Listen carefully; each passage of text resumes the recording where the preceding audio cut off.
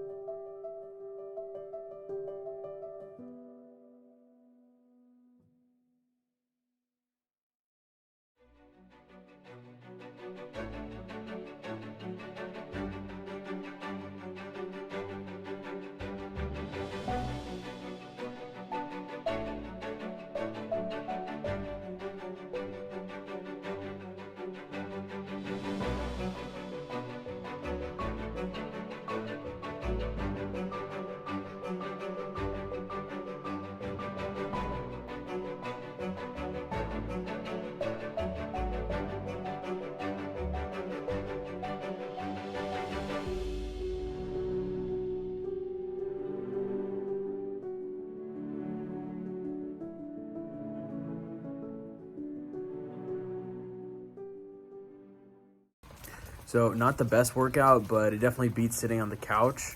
I really need to get a new bar because that broom is going to break on me. I can feel it.